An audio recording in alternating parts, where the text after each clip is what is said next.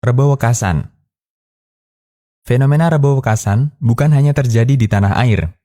Karena ternyata, kaum muslimin di belahan dunia lain juga turut meributkan Rebo bulan Safar. Rebo Wekasan atau Rabu Pungkasan dalam bahasa Jawa, Rebo artinya Rabu, dan Wekasan atau Pungkasan artinya terakhir. Kemudian istilah ini dipakai untuk menamai hari Rabu terakhir pada bulan Safar.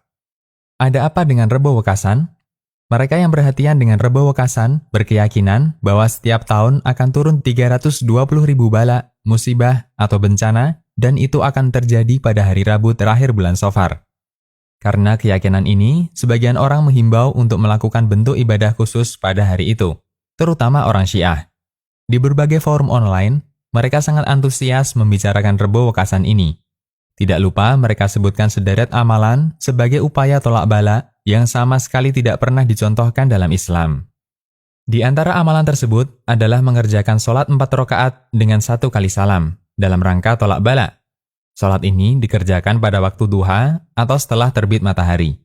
Pada setiap rakaat membaca surat Al-Fatihah, kemudian surat Al-Kautsar 17 kali, surat Al-Ikhlas 50 kali, Al-Mu'awwidhatain, yaitu surat Al-Falaq dan An-Nas, masing-masing 1 kali.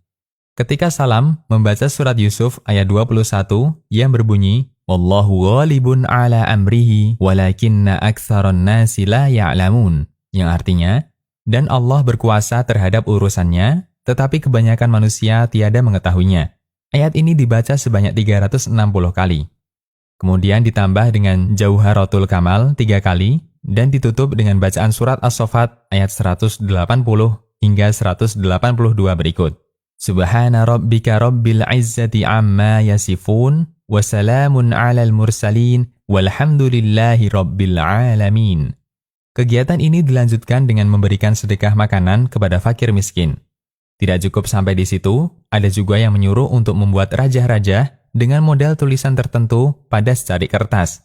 Kemudian dimasukkan ke dalam sumur, bak kamar mandi, atau tempat-tempat penampungan air lainnya. Mereka berkeyakinan, siapa yang melakukan ritual tersebut pada Rebo Wekasan, dia akan terjaga dari segala bentuk musibah dan bencana yang turun ketika itu. Sumber referensi yang kami jumpai yang membahas masalah ini adalah kitab Kanzun Najah karya Abdul Hamid bin Muhammad Ali Quds, salah satu tokoh sufi, murid Zaini Dahlan. Dalam buku tersebut, dia menyatakan di pasal hal-hal yang dianjurkan ketika bulan Safar. Ketahuilah bahwa sekelompok nukilan dari keterangan orang soleh, sebagaimana nanti akan diketahui, bahwa pada hari Rabu terakhir bulan Safar akan turun bencana besar. Bencana inilah yang akan tersebar di sepanjang tahun itu. Semuanya turun pada hari itu. Siapa yang ingin selamat dan dijaga dari bencana itu, maka berdoalah di tanggal 1 Safar. Demikian pula di hari Rabu terakhir dengan doa yang sama. Siapa yang berdoa dengan kalimat itu, maka Allah akan menyelamatkannya dari keburukan musibah tersebut. Inilah yang aku temukan dari tulisan orang-orang soleh. Selanjutnya, penulis menyebutkan beberapa doa yang dia ajarkan. Kanzun Najah. Sebagai orang beriman dan meyakini bahwa sumber syariat adalah Al-Quran dan Sunnah Nabi SAW, tentu saja berita semacam ini tidak boleh kita percaya.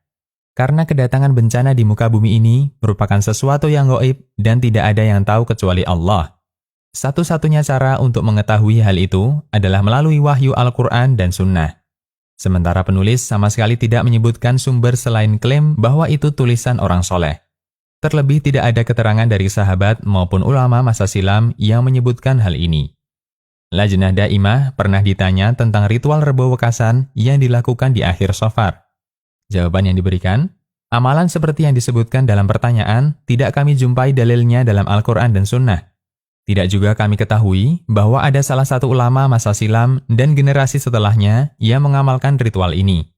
Jelas ini adalah perbuatan bid'ah, dan terdapat hadis sahih dari Nabi SAW, beliau bersabda yang artinya, siapa yang membuat hal baru dalam agama ini, yang bukan bagian dari agama, maka dia tertolak. Hadis riwayat Bukhari, Muslim, Abu Daud, dan yang lainnya. Siapa yang beranggapan ritual semacam ini pernah dilakukan Nabi SAW atau pernah dilakukan sahabat radhiyallahu anhum, maka dia telah melakukan kedustaan atas nama beliau. Wabillahi taufiq, wa sallallahu ala Muhammad wa ala alihi wa sahbihi wa sallam.